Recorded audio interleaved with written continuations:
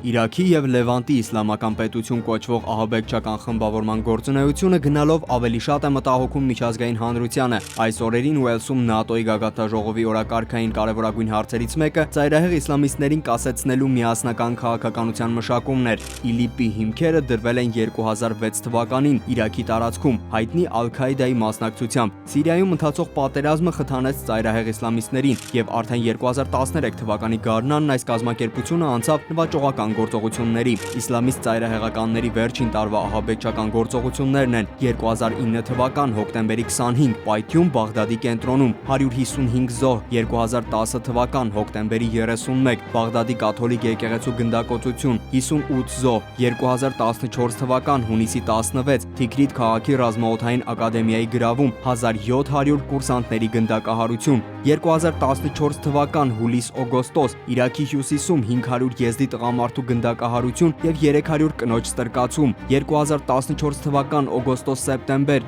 ամերիկացի լրագրողներ Ջեյմս Փոլի եւ Սթիվեն Սոթլոֆի գլխատում։ Ներկայումս իսլամական պետությունը տիրապետում է Իրաքի եւ Սիրիայի այս հատվածներին, սակայն հրապարակել է քարտեզ, որում ներառված են այն բոլոր տարածքները, որոնք պետք է մաս դառնան իսլամական պետության։ Ներկայումս խմբավորումն ունի 20,000 զինյալ, որոնց գործունեության արդյունքում միայն 2014 թվականին Իրաքի հյուսիսային հատվածում սպանվել են հազարավոր եզդիներ, քրիստոնյաներ, իսկ ավելի քան 15,000 ընտանիք դարձել են փախստականներ։ Ծայրահեղականները տիրապետում են բավականին լուրջ ֆինանսական միջոցների։ Փորձագետները կարծում են, որ ԻԳԻԼ-ի տիրապետության տակ այս պահին կա մոտ 7 միլիարդ ԱՄՆ դոլար, որից 500 միլիոնը ձեռք է բերվել Մոսուլի բանկերի գրավումից, 2 միլիարդը Իրաքի կենտրոնական բանկի գրավումից։ Մնացածը տրամադրվել է Սաուդյան Արաբիայի եւ Պարսից ծոցի այլ միապետությունների կողմից։ ԻԳԻԼ-ը պետական գործառույթներ ստանձնելու հավակնություններ ունեցող միակ իսլամական ահաբեկչական խմբավորումը չէ։ Ծայրահեղ իսլամիստները տարածքներ են գրավել եւ խալիֆայություններ են հռչակել նաեւ Լիբիայում եւ Նիգերիայում։ Միայն թե անհասկանալի է, թե ինչպես են ծայրահեղ իսլամիստները անակնկալ կերպով հայտնվում եւ իշխանություն հաստատում իսլամական աշխարհի միայն